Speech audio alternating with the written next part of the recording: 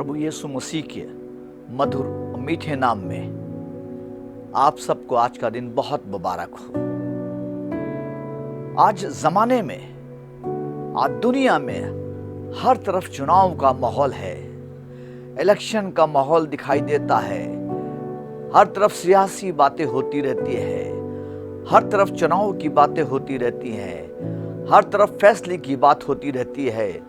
आज दुनिया में जब बच्चा पैदा होता है तब से लेके बुढ़ापे तक इंसान के जीवन में हमेशा फैसला फैसला फैसला होता रहता है, चुनाव होता रहता है। आज जब बच्चा बड़ा होता है तो नाम रखने के चक्कर में चुनाव की बातें होने लगती हैं, क्या नाम रखा जाए बच्चे का। जब बच्चा बड़ा होता है तो स्कूल की बात आती है, फैसला करना पड़ता है माँ बाप को कौन से स्कूल में पढ़ाया जाए, इस स्कूल में कि उस स्कूल में। जब बच्चा बड़ा हो जाता है तो कॉलेज की बात आती है, फिर सब्जेक्ट की बात आती है, कौन से सब्जेक्ट लिए जाएं, साइंस साइड पढ़ाया जाए कि आर्ट साइड पढ़ाया जाए। और ये चुनाव की बातें जिंदगी में बढ़ती चली जाती हैं। पढ़ाई पूरी होने के बाद नौकरी की तलाश करने लग जाता है बच्चा, कौन सी किस ओर इसका आकर्षण रहेगा, किस ओर ये जाना मांगेगा, कौन सा इसकी लाइफ किस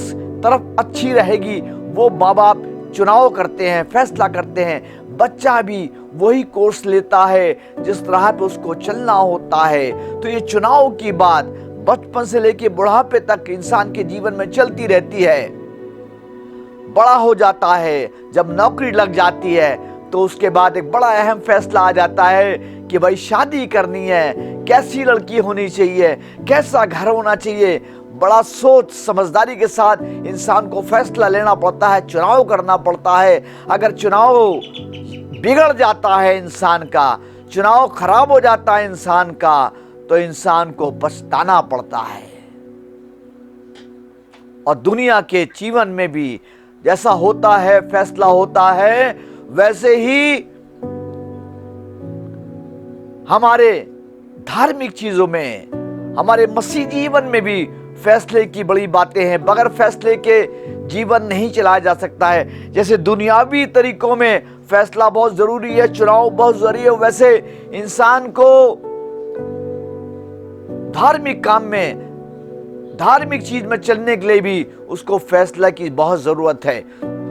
और मसीह समाज में देखें हम कि फैसला का क्या रोल है, फैसले का क्या महत्व है, चुनाव का क्या महत्व है हमारे मसीह जीवन में। और आपको बता दें कि जब इंसान को, जब लोगों को खुदावन यीशु मसीह ने, खुदा ने मुल्क मिस्र से निकाला, गुलामी से निकाला और अपना बनाया, उसके बाद उनसे वादे किए और उनसे कहा कि अगर तुम मेरे हिसाब से चलोगे, मेरी राहों पे चलोगे, तो तुम सारी अच्छी चीजों के वारिस होगे। मैं तुम्हें ऐसे देश में ले जाऊंगा जहां दूध और शहद की नदियां बहती हैं। फैसला तुम्हें करना है। अगर तुम नहीं चलोगे मेरी राहों पे, अगर तुम मेरे अनुसार नहीं चलोगे, मेरे पीछे नहीं चलोगे, तो जंगल के सफर में ढेर हो जाओगे। और ये ऐसा ही हुआ। इजरायली लोग बड़े दो विचारों में पड़ जाते थे, क्या करें क्या ना करें। जब उनको खुदावन खाने को देता था, पीने को देता था, संभाल के रखता था, दुश्मनों से बचाता था, तब खुदावन के पीछे चलते थे। और यूं ही उनका पेट भर जाता था, जब वो खा के तृप्त हो जाते थे, बाइबल बताती है, तो खुदावन से बगावत करने लग जाते थे, खुदावन के अगेंस्ट हो जाते थे। और खुदावन बड़ा परेशान हो जाता था और अपने बंदे मूसा को बार बार ये कहता था कि मैं इनको मार डालूंगा, ये मेरे पीछे नहीं चलते हैं, मैं इनको छुड़ाया, मैंने इनको निकाला, मैंने इनको अपना बनाया, मैंने बड़े बड़े वादे किए हैं, लेकिन ये हमेशा दो विचारों में पड़े रहते हैं। और अगर ये दो विचारों में पड़े रहेंगे तो जिंदगी खराब हो जाएगी। और ऐसा होता था। रास्ते के सफर में इजरायली लोग जब खुदावन के अनुसार नहीं चलते थे तो सब फना हो जाते थे, खत्म हो जाते थे, ढेर हो जाते थे। बड़े एग्जाम्पल्स मिलते हैं। और कलाम आज ये बताता है, खुदावन के कलाम में लिखा है, लूका की इंजील 16:13 में लिखा है, तुम दो मालिकों की सेवा नहीं कर सकते। एक को खुश रखोगे, एक को नाराज करोगे। तुम शैतान के प्याले और खुदावन के प्याले से एक साथ नहीं पी सकते। और आज इंसान वही कर रहा है, दोनों तरफ कदम बढ़ा के चल रहा है, दुनिया में भी चल रहा है और खुदा की तरफ भी चल रहा है। ये मसीहों की वो है जिंदगी जो आज दो चित्ता है, दो तरफ कदम बढ़ा के चल रही है। और इसीलिए आज हमारे परिवारों में, हमारे मसीह समाज में बड़ी परेशानियां हैं कि हमने खुदा की बातों को नहीं जाना, हमने खुदा के फैसले को नहीं जाना, हमने अपनी राहें चुन ली, हम अपने अनुसार चलने लगे, जिसकी वजह से आज हमारे जीवन में परेशानियां ही परेशानियां हैं। खुदावन बार बार कहता है कि अगर तुम मेरे पीछे चलोगे, मेरे हुक्मों को मानोगे, मेरी पैरवी करोगे, तो मैं तुम्हें बरकतें ही बरकतें दूंगा।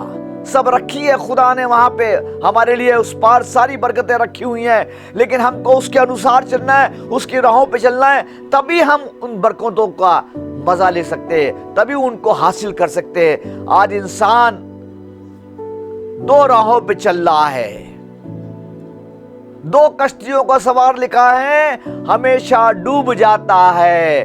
दो कश्तियों में नहीं चला जाता है, चुनना पड़ता है, फैसला करना पड़ता है। मसीह जीवन में आपको फैसला करना पड़ेगा। आप सोच रहे हैं अगर हम दोनों तरफ हाथ पैर चलाएंगे तो आप यकीनन डूब जाएंगे, मर जाएंगे, फना हो जाएंगे, आपका जीवन खत्म हो जाएगा। ये बाइबल बताती है हमको। और जब इजरायली बार बार खुदा के अगेंस्ट हो जाया करते थे, खुदा को छोड़ देते थे, तो खुदा मूसा को बुला के बड़ी बातें करा करता था। और एक बार जब मूसा को बुला के उसने कहा, तू अपने लोगों को जमा कर और उनसे एक बात कहे। क्या कहे?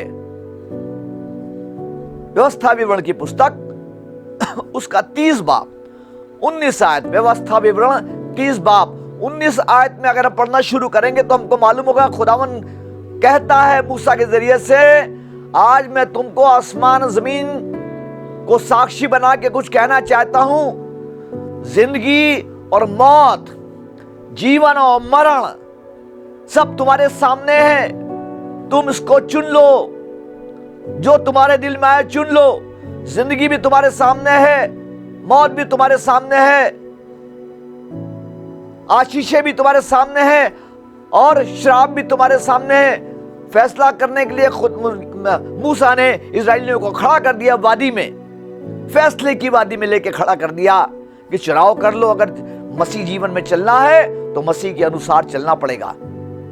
तुम दुनिया में रहकर और मसीह जीवन में एक साथ रहकर दोनों में एक साथ नहीं चल सकते हो। तुम्हें एक के पीछे चलना पड़ेगा।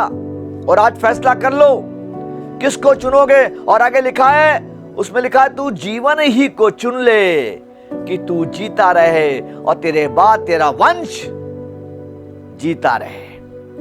हमारा खुदा वंश का परमेश्वर है और वो हमसे कहता है कि अगर तुम मेरे अनुसार चलोगे, मेरे हुक्मों को मानोगे, मेरी आज्ञाओं का पालन करोगे, तो तुम्हारा तो भला होगा ही और तुम्हारे बाद तुम्हारे वंश का भी भला होगा। हमारा खुदा ऐसा है। और खुदा ने जब फैसले के लिए कहा, मूसा ने कहा अपने लोगों से चुन लो। कहने लगा तुम जिंदगी को ही चुन लो ताकि तुम्हारा भला हो, तुम्हारे बाद तुम्हारे वंश का भला हो। हमें फैसला करना है।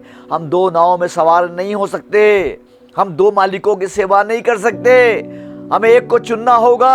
आपको याद होगा एक शख्स है प्रेरितों के काम में, उसका नाम यूथुकुस है।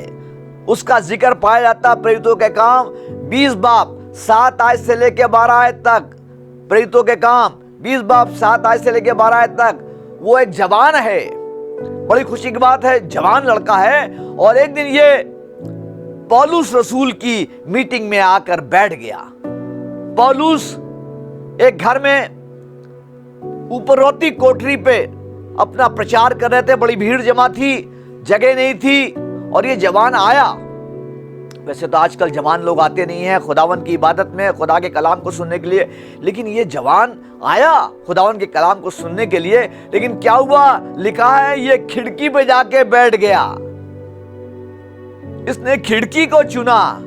क्यों चुना नहीं मालूम, बता रही है किताब कि ये खिड़की पे बैठ गया और क्या हुआ। खिड़की का जीवन कैसा होता? खिड़की का जीवन बाहर का नजारा भी देखने को मिलता है, अंदर जो सुनाया जा रहा है वो भी सुनाई पड़ रहा है। और ये जवान जब बैठा तो ये बाहर का नजारा भी देखता था बार बार, और घूम के फिर पौलुस के प्रचार को भी सुनता था। दोनों तरफ का मजा ले रहा था। और क्या हुआ?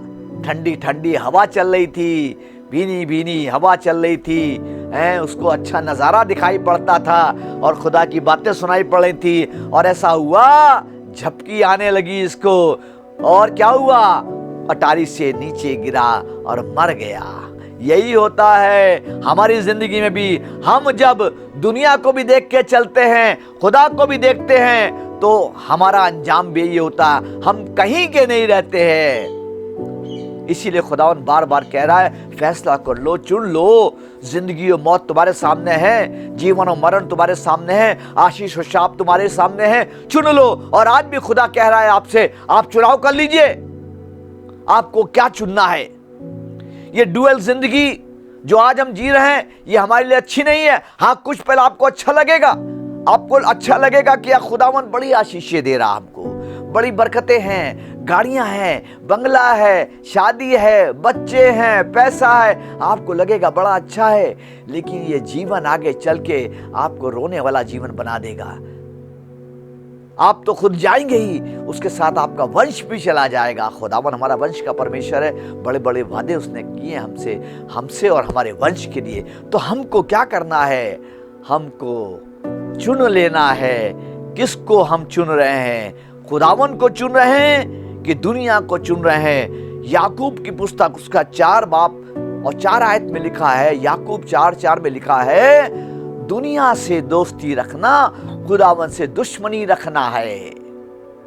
और आज हम दुनिया से दोस्ती ज्यादा करते हैं, खुदावन हमारा दुश्मन हो जाता अपने आप, ऑटोमेटिक है ये लिखा बाइबल में। दुनिया से दोस्ती रखना, खुदावन से दुश्मनी रखना है। जब हम दुनिया की तरफ अपने दिल को लगा लेंगे तो हमारी दुश्मनी खुदा से हो जाएगी। और अगर खुदा हमारा दुश्मन हो गया तो हमारा तो जीना दुश्वार हो जाएगा। हमारी एक एक सांस, हमारे सर के बाल गिने हुए हैं, उसके हाथ में है। कब क्या हो जाए मालूम नहीं। हमको चुनाव करना है।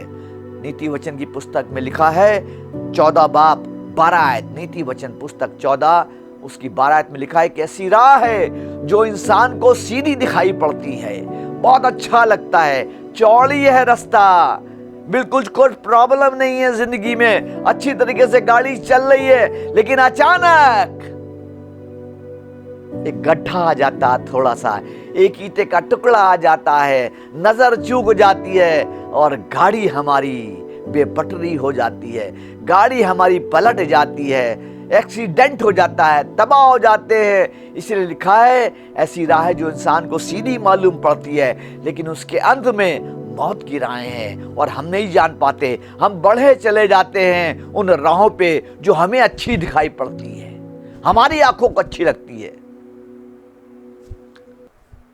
एग्जाम्पल दिखाना मांगता हूं, दृष्टांतों में बात करना मांगता हूं आपसे।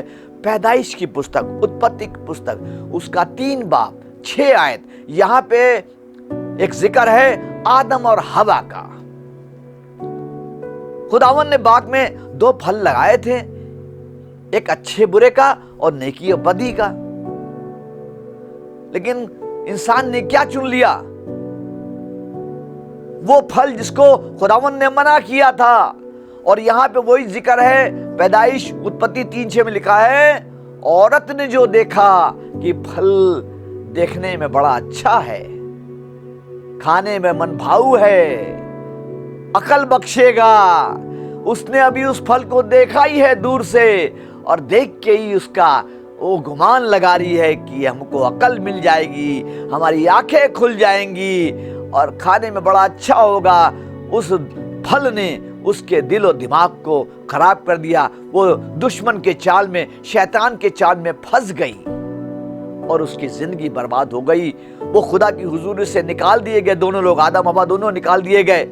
वो बागे अदन जहां खुदा ने रखा था, वो जगह जहां खुदा रहता था, वो खुदा जो रोज उनसे मिला करता था, जरा सी बात उन्होंने कर दी कि उस नाफरमानी को कर दिया। जो खुदा ने उनको मना किया था कि तुम उसको फल को ना खाना, उन्होंने खुदा की बात को नहीं माना, खुदा को हकीर जाना, और जो उनको अच्छी राह लगी उन्होंने वो राह को चुन लिया और उनकी जिंदगी में मौत आ गई। उनको बाग एदन से निकाल दिया गया और पहरा बिठा दिया गया कि दोबारा घुस ना पाए।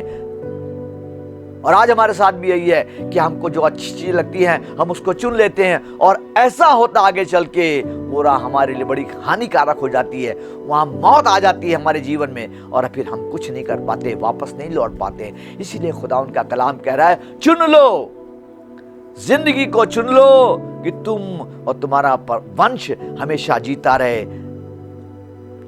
उत्पत्ति की पुस्तक उसका 13 बाब 10 आयत, उत्पत्ति 13:10 में यहां भी एक जिक्र मिलता है लूत नाम के एक शख्स का।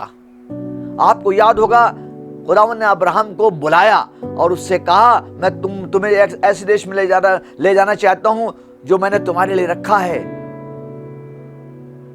तुम निकलो, अपने माँ बाप को छोड़कर, दुनिया की सारी चीजों को छोड़कर, अपने घर गृहस्थी को छोड़कर निकल के मेरे अनुसार चलो, मैं तुम्हें जातियों का पिता बनाऊंगा। ये खुदावंद ने वादा किया अब्राहम से। अब्राहम ने लूत को अपने साथ ले लिया। मना किया था खुदा ने किसी को ना लेना साथ में, लेकिन लूत को ले लिया, और आगे चल के ये लूत उनके लिए प्रॉब्लम बन गया। लिखा है पैदाइश 13:10 में लिखा है, उत्पत्ति 13:10 में लिखा है कि वहां पे क्या हुआ, लूत के चरवाओं में और अब्राहम के चरवाओं में लड़ाई होने लगी, झगड़े होने लगे, क्योंकि बढ़ गए थे। लूत की भेड़ बकरियां बढ़ गई, नौकर चाकर बढ़ गए, दौलत बढ़ गई, अब्राहम की बढ़ गई। खुदा ने प्रॉमिस किया तो बढ़ेगी। जब दोनों की बढ़ने लगी तो लूत के चरवाओं में, अब्राहम के चरवाओं में झगड़ा होने लगा, आपस में झगड़ने लग गए। और झगड़ा जब कान में पहुंचा अब्राहम के, तो अब्राहम ने लूत को बुलाया, भैया ये प्रॉब्लम आ गई, अब क्या करा जाए? कहने लगे, चाचा जो आप चाहें कर लीजिए। तो अब्राहम ने उससे कहा कि भाई देखो, अगर तुम पूरब की तरफ जाओगे तो मैं पश्चिम की तरफ जाऊंगा, तुम उत्तर की तरफ जाओगे तो मैं दक्षिण की तरफ जाऊंगा, तुम चुन लो तुम किधर जाना चाहते हो। तब लूक ने लिखा है, आंख उठाकर देखा, पैदाइश 13:10 लिखा है, लूत ने आंख उठा के देखा तो यरदन की तराई दिखाई पड़ी उसको सामने। उस समय वो ऐसी तराई थी जो बहुत सिंची हुई थी, हरी भरी थी, बहुत कुछ पैदा होता था वहां पे। और लूत को बड़ा अच्छा लगा कि अगर मैं यहां रहूंगा तो मैं अच्छी जगह रहूंगा, पानी भी मिलेगा, हरी भरी तराई, अच्छी फसल होगी, अच्छे मेरे नौकर चाकर अच्छी तरीके से रहेंगे, मेरी भेड़ बकरियां जानवर अच्छी तरीके से खाए पिएंगे, अच्छा चारा मिलेगा, सब कुछ अच्छा रहेगा, अच्छे तंबू लगा के, टेंट लगा के हम यहां रहेंगे। ये सोच के लूत ने उस जगह को चुन लिया। और आगे पढ़ेंगे तो लिखा है, वो जो फैसला जो लूत ने लिया था वो उसके लिए मौत का कारण बन गया। और एक दिन ऐसा आया कि वहां के लोग चढ़ आए उसके ऊपर, पूरा परिवार बर्बाद हो गया। लूत को वहां से भागना पड़ा, सब कुछ खत्म हो गया। जो उसके दिल में दिमाग में सोचा था उसने, जो उसके दिल की ख्वाहिशें थी, सब खत्म हो गई, सब बर्बाद हो गई, क्योंकि लूत को वहां से भागना पड़ा, क्योंकि खुदा ने उस मुल्क को बर्बाद कर दिया वहां के लोगों की बुराइयों की वजह से। एक जरा सा फैसला लूत का उसको बर्बादी की तरफ ले गया। आप किस राह पे चल रहे हैं? आपने कौन सी राह चुनी है? खुदा को चुना है कि शैतान को चुना है? दुनिया को चुना है कि यीशु मसीह को चुना है? फैसला आपके हाथ में है, जिंदगी आपके हाथ में है।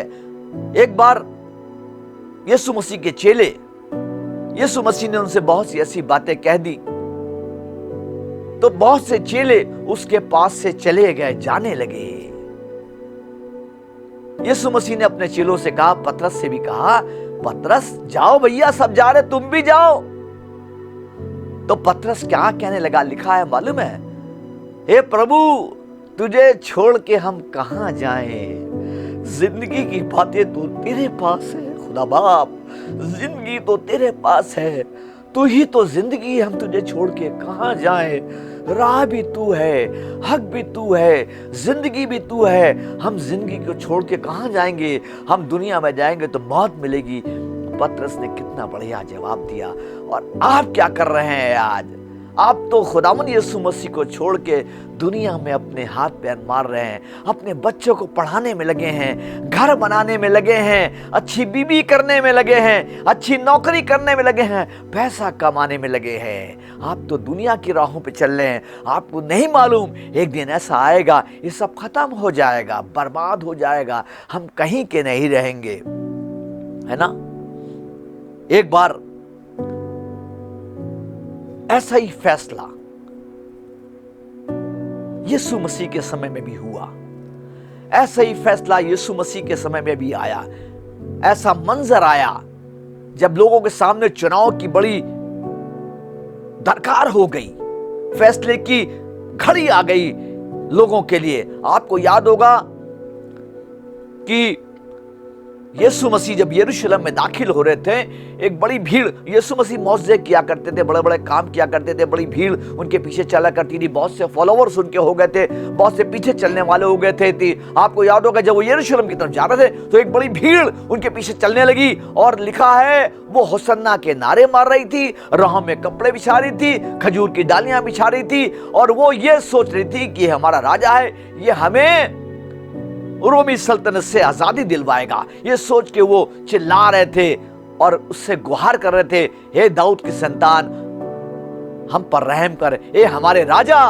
और राजा की हैसियत से उसको ऊंचाइयां बख्श रहे थे, उसकी होसन्ना कर रहे थे, उसके लिए नारे मार रहे थे, कपड़े बिछा रहे थे, क्या नहीं कर रहे थे। कितना पागल हो गए थे उस समय वो लोग, कितने दीवाने हो गए थे यीशु मसीह के लिए।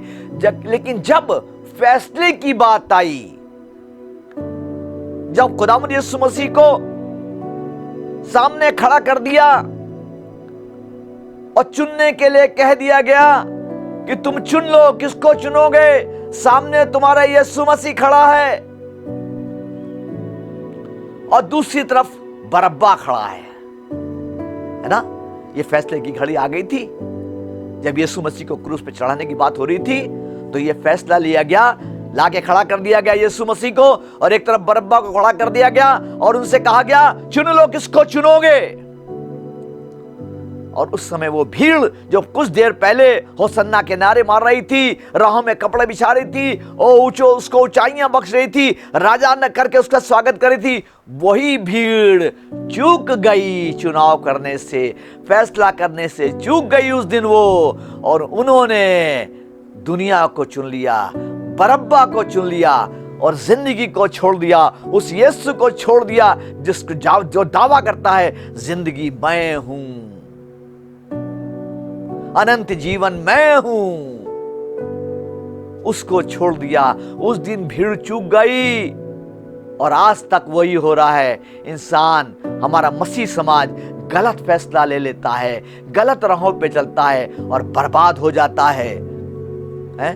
आप किसको चुन रहे हैं? लिखा है नीति वचन 18:21 में लिखा है, नीति वचन 18:21 में लिखा है, जिंदगी और मौत जबान के काबू में है, इंसान के वश में है। हम किसको चुनते हैं? जिंदगी को और मौत को हमारे हाथ में है चुनना। हमें फैसला लेना है किसको चुन रहे हैं। और आज ज्यादातर इंसान मौत को चुन लेता है, जिंदगी को कोई नहीं चुनता, क्योंकि अगर जिंदगी को चुन ले तो हमेशा की जिंदगी उसकी हो जाएगी, अगर यीशु मसीह को चुन ले तो अनंत जीवन उसका हो जाएगा। लेकिन आज चूक जाता है इंसान। आपको याद होगा एक बार यीशु मसीह बैतनिया नाम के गांव में आए और वहां लाजर, मार्था और मरियम का परिवार था। अक्सर खुदावंद यीशु मसीह जाते थे और वहां बैठ के उनके साथ रिफाकत करते थे, प्रवचन करते थे, खाना खाते थे। और एक दिन ऐसा हुआ, लूका की इंजील 10:42 आयत, लूका की इंजील 10:42 में लिखा है कि एक बार यीशु मसीह इस परिवार में आए और बैठ गया। आके लिखा है मरियम आके उसके चरणों पे बैठ गई और खुदावन के पैगाम को, खुदा की बातों को सुनने लग गई। और मार्था जो थी वो क्या करने लगी? वो जाके खाना बनाने लगी, किचन में चली गई। खाने पानी का इंतजाम करने लगी, क्योंकि बहुत से लोग जमा थे, खाली ये लोग नहीं थे। जब ऐसा होता था तो बहुत से लोग आ जाते थे वहां पे, सबके लिए खाना बनने लगा। और लिखा है आगे, अगर आप पढ़ेंगे लूका की इंजील 10:42 में, कि ये थक गई खाना बनाते बनाते, तो आके खुदावन यीशु मसीह के पास आई और उनसे शिकायत करने लगी, अरे खुदावन, ये मरियम तेरे पास बैठी है, मैं सुबह से काम करते करते थक गई हूं, अरे इससे कहे कि ये मेरी मदद करे, मेरे साथ काम करे। तब खुदावन ने एक बहुत अच्छी बात वहां पे मार्था से कही, जो हमारी और आपकी नसीहत के लिए बहुत जरूरी है। प्रभु ने कहा, इसने वो उत्तम भाग चुन लिया है जो इससे कभी छीना ना जाएगा। तू तो दुनिया की फिक्रों में लगी रहती है, तू तो खाने पीने की चक्करों में लगी रहती है, तुझे तो बाहर की सब चीजें अच्छी लगती हैं, लेकिन इसने जो भाग चुन लिया है, ये मेरे कदमों में बैठी है, ये मेरी बातों को सुन रही है, जो जीवन की बातें हैं ये जीवन भर याद रखी जाएगी। जब भी जिक्र होगा मार्था का, मरियम का और लाजर का जिक्र जरूर आएगा। इसमें मरियम के बारे में कहा जाएगा कि उसने वो भाग चुन लिया है जो उससे कभी छीना ना जाएगा। आपने कौन सा भाग चुना है? आपने कौन सा भाग चुन लिया है जो आपसे छीना ना जाएगा? आपसे तो सब छीन लिया जाएगा। एक वक्त आता ऐसा आएगा जो दुनिया की चीजें आपने चुन कर रखी है वो सब खत्म हो जाएंगी अपने आप। उनका एक लिमिट है, उनका टाइम है, उनकी मियाद है एक। आज नहीं कल, कल नहीं परसों तो खत्म हो जाएगा सब। लेकिन अगर आप यीशु मसीह को चुन लेंगे, जिंदगी को चुन लेंगे, वो कभी खत्म नहीं होगी। आप हमेशा जीवित रहेंगे, हमेशा आप जिंदा रहेंगे प्रभु यीशु मसीह के साथ, हमेशा उसके साथ उसके स्वर्गीय स्थानों में आराम करने वाले हो सकेंगे। आपने क्या चुन लिया? उस सलीब पे लटके हुए डाकू ने बिल्कुल अंतिम समय में, अपने मौत के अंतिम समय में, जब वो मरने वाला था, खुदावंद यीशु मसीह को चुन लिया, है ना? उसको चुन लिया और उसकी जिंदगी बदल गई। कहने लगा, जब तू अपने राज में आए तो मेरी भी सुधि लेना। आप क्या कह रहे हैं आज? आप खुदावंद यीशु मसीह से कह सकते हैं उसी डाकू की तरह कि जब तू अपने राज में आए तो मेरी भी सुधि लेना। खुदावन, हमने दुनिया में बहुत से गलत काम किए हैं, हमने तुझे नहीं पहचाना, हमने तुझे नहीं जाना, हमने अपनी राहों को चुन लिया, हम उस पे चले। लेकिन आज हम फैसला करते हैं कि हम तेरी राहों पे चलेंगे, हम जिंदगी को चुनेंगे ताकि हमारा भी भला हो, हमारे वंश का भी भला हो। एक बार आपको याद होगा, यीशु मसीह एक दृष्टांत सुना रहे थे, धनवान मनुष्य का। धनवान एक आदमी आया था यीशु मसीह के पास और कहने लगा, मैं आनंद जीवन पाने के लिए क्या करूं? खुदावंद ने उसको तमाम बातें बताई।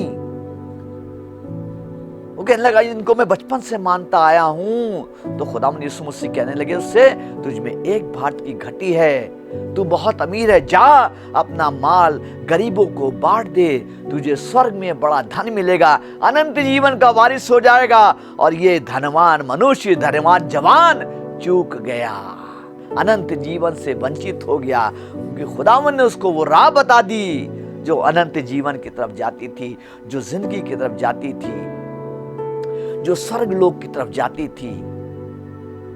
ये वंचित हो गया। आप किस राहों पे चल रहे हैं? फैसला कर लीजिए आप कि आप क्या चुनना मांगते हैं।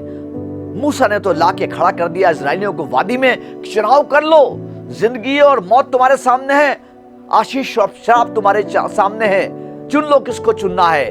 और आगे लिखा है कलाम में, तू जीवन ही को चुन ले कि तेरा भी भला हो और तेरे बाद तेरे वंश का भला हो। आज किसको चुन रहे हैं? आज आप पे सामने भी फैसला करने की घाटी आ गई है, आप फैसले की वादी में खड़े हैं, आपको फैसला करना होगा। अगर आप फैसला नहीं करेंगे तो आप चूक जाएंगे, आपका जीवन खत्म हो जाएगा, बर्बाद हो जाएगा, और आपके बाद आपके वंश का भी आपको चुनना पड़ेगा।